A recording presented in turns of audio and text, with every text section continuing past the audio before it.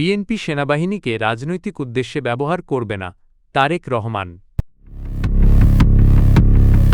সন্ধ্যায় জাতির উদ্দেশ্যে ভাষণ নাহিদ ইসলাম। সংস্কার চাইলে হ্যাঁ ভোট দিন, মির্জা ফখরুল। জামায়াত আমিরের প্রার্থিতা বাতিলের দাবিতে ইসিতে 11 নারী সংগঠন।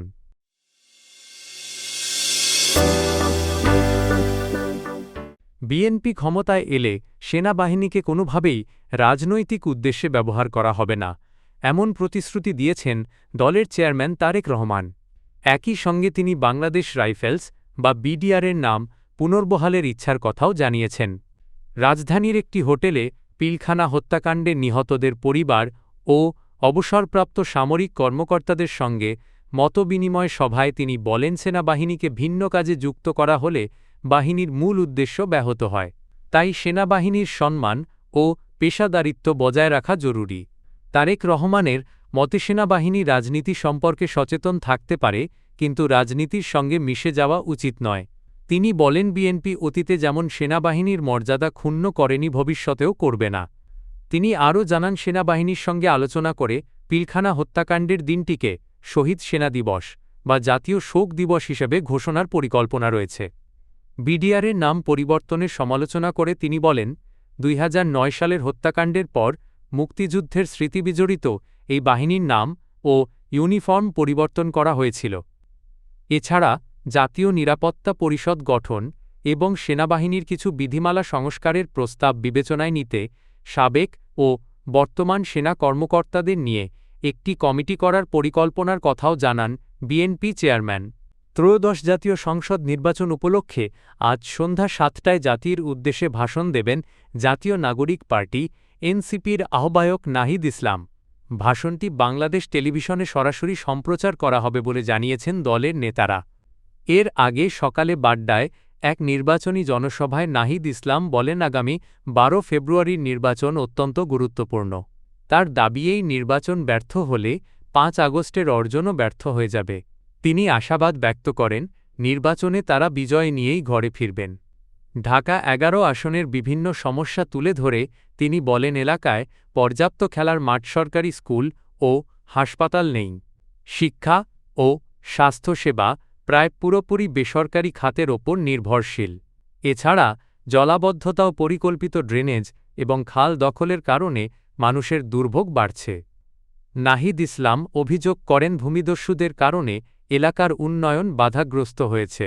ক্ষমতায় গেলে দখল হওয়া জমি ফিরিয়ে দেওয়া বা ক্ষতিগ্রস্তদের ন্যায্য মূল্য নিশ্চিত করার প্রতিশ্রুতি দেন তিনি। তিনি আরও বলেন, শুধু ঢাকা 11 নয়, সারা দেশেই 11 দলীয় জোটের জয়ের ব্যাপারে তারা আশাবাদী।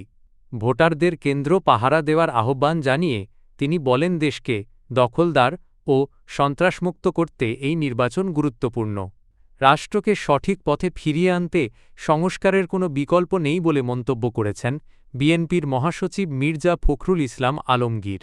তিনি বলেন, যারা দেশের উন্নয়ন ও প্রকৃত সংস্কার চান তাদের গণভোটে হ্যাঁ ভোট দিয়ে নিজেদের অবস্থান জানাতে হবে। রোববার ঠাকুরগাঁও সদর উপজেলার জগন্নাথপুর ইউনিয়নে এক নির্বাচনী পথসভায় তিনি অভিযোগ করেন, অতীতে খারাপ লোকেরা রাষ্ট্রকে ধ্বংস করেছে, তাই দেশকে পুনর্গঠনের দায়িত্ব এখন নতুন সরকারের ওপর। গণভোট প্রসঙ্গে তিনি বলেন, অনেকের কাছে বিষয়টি এখনও পরিষ্কার নয়, তবে দেশ গড়তে চাইলে হ্যাঁ বাক্সে সিল দেওয়ার আহ্বান জানান তিনি। এ সময় নির্বাচনী প্রতিশ্রুতিও তুলে ধরেন ফখরুল।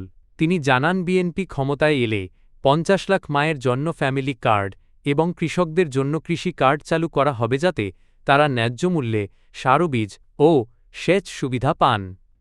তিনি আরও বলেন, কৃষকদের 10,000 টাকা পর্যন্ত কৃষি ঋণ মওকুফ, এনজিও ঋণে জর্জরিত নারীদের সহায়তা এবং 1.5 বছরের মধ্যে 1 কোটি মানুষের কর্মসংস্থানের পরিকল্পনা রয়েছে। কর্মজীবী নারীদের নিয়ে অবমাননাকর মন্তব্যের অভিযোগ তুলে বাংলাদেশ জামায়াতে ইসলামীর আমির ডা. শফিকুর রহমানের প্রার্থিতা বাতিলের দাবি জানিয়েছেন 11টি নারী সংগঠনের নেত্রীরা। রোববার প্রধান নির্বাচন কমিশনারের সঙ্গে বৈঠক করে তারা এ বিষয়ে একটি স্মারকলিপি দেন। পরে সাংবাদিকদের ব্রিফিংয়ে গণতান্ত্রিক বিপ্লবী পার্টির সাধারণ সম্পাদক মোশরেফা মিশু বলেন, ভেরিফায়েড এক্স অ্যাকাউন্ট থেকে দেওয়া ওই মন্তব্য নারীদের শ্রমসম্মান ও সামাজিক ভূমিকার অবমূল্যায়ন করেছে। দলের পক্ষ থেকে মন্তব্যটি হ্যাকিংয়ের ফল বলে দাবি করা হলেও তা গ্রহণযোগ্য নয় বলে মত দেন তিনি, কারণ এ বিষয়ে এখনও কোনো স্বচ্ছ তদন্ত বা নির্ভরযোগ্য প্রমাণ সামনে আসেনি। নারী নেত্রীরা বলেন, গার্মেন্টসহ বিভিন্ন খাতে শ্রমজীবী নারীরা দেশের অর্থনীতিতে গুরুত্বপূর্ণ অবদান রাখছেন। তাদের সম্পর্কে এ ধরনের বক্তব্য সংবিধান স্বীকৃত সমতা ও মানবাধিকারের পরিপন্থী এবং নারীর প্রতি বৈষম্যকে উস্কে দিতে পারে। অবমাননাকর বক্তব্য প্রত্যাহার কর্মজীবী নারীদের কাছে নিঃশর্ত ক্ষমা। ভবিষ্যতে এ ধরনের মন্তব্য থেকে বিরত থাকার অঙ্গীকার, নির্বাচন কমিশনের আচরণবিধি অনুযায়ী ব্যবস্থা নিয়ে প্রার্থিতা বাতিল। তারা মনে করেন, নাগরিকদের সম্মান ও সমান অধিকার রক্ষায় নির্বাচন কমিশনের কার্যকর ভূমিকা জরুরি এবং এ বিষয়ে দ্রুত পদক্ষেপ নেওয়া উচিত।